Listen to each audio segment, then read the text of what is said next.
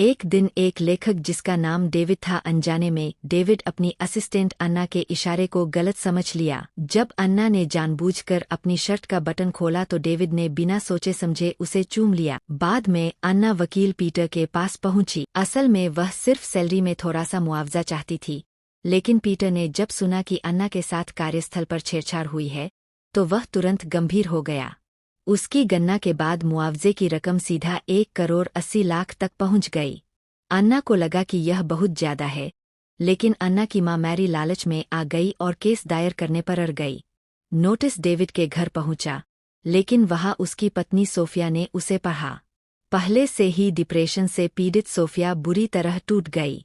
उसने दवाइयां खाईं, लेकिन असर न हुआ, और जब वह अपनी 3 साल की बेटी लिली को नहला रही थी तब लिली बार बार कह रही थी कि वह अन्ना के साथ खेलना चाहती है। यह बात सोफिया के लिए आखिरी झटका साबित हुई। सोफिया ने होश खोकर लिली को बाथटब में डुबो दिया और फिर खुद भी जहर खाकर जान दे दी। रात को डेविड घर लौटा तो उसने अपनी पत्नी और बेटी को मृत पाया और मेज पर रखा नोटिस देखा।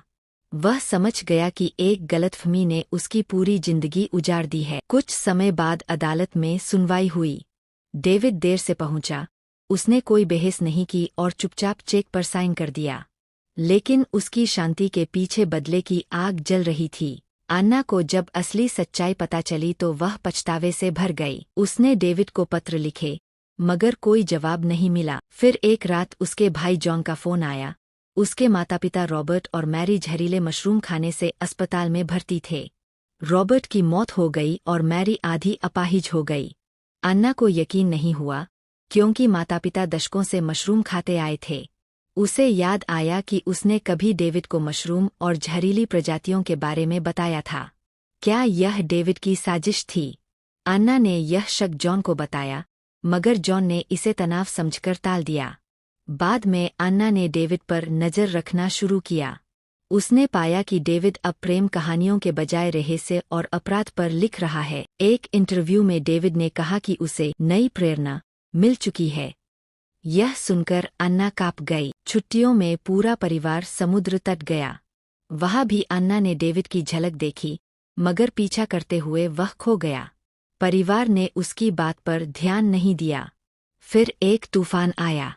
सब घर में छिप गए, मगर उसका भाई माइकल बाहर से वापस नहीं आया। तूफान थमने पर उसका शव समुद्र किनारे मिला।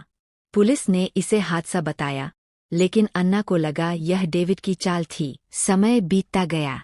अन्ना अपनी बहन एम्मा की सुरक्षा में पागलपन की हद तक सावधान हो गई। एक दिन उसका बड़ा भाई जॉन मां से मिलने गया तो उस पर जंजीरों से लैस एक अपराधी ने हमला कर मार डाला। पुलिस ने बताया कि कैदी को किसी ने चिट्ठी भेजी थी कि जॉन उसकी पत्नी से संबंध रखता है। अन्ना जानती थी कि भाई निर्दोष था। यह सब डेविड की चाल थी। उसने एक पत्रकार पीटर को भारी रकम देकर सच्चाई उजागर करने की कोशिश की।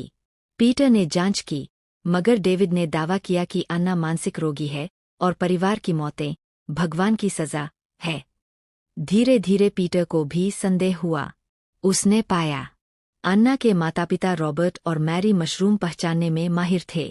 माइकल, दूसरे भाई, की मौत बचाव करते हुए हुई, मगर बचाए गए व्यक्ति का कोई रिकॉर्ड नहीं था। जेल से भागा अपराधी किसी की मदद से ही निकल सकता था। फिर पीटर ने एक नर्सिंग होम की आग की रिपोर्टिंग की।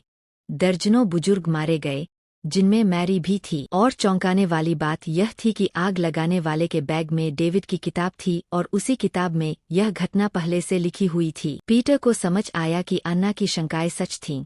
डेविड अपने फैंस को अपराध के लिए उकसा रहा था। पत्र छपने पर पीटर को नौकरी से निकाल दिया गया।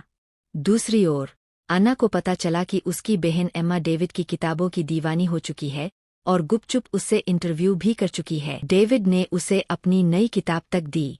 अन्ना को यकीन था कि अब बहन अगला निशाना है। वह पीटर की मदद से डेविड की बुक लॉन्च में पहुंची और उसका सामना किया। उसने डेविड से सब खत्म करने की भीख मांगी। डेविड ने केवल इतना कहा कि अगर वह समझ गई है तो उसे अपनी बहन की चिंता नहीं करनी चाहिए। अन्ना ने राहत की सांस ली और फिर चौथी मंजिल से कूदकर आत्महत्या कर ली। डेविड ने उसके अंतिम संस्कार में हिस्सा लिया। वहीं एम्मा उससे बेहद प्रभावित हो गई और दोनों करीब आ गए। यह देखकर पीटर ने डेविड को दुष्ट कहा, क्योंकि लड़की उसकी बेटी की उम्र की थी। मगर डेविड हंसकर बोला, तुम दखल मत दो। और वह एम्मा को लेकर चला गया।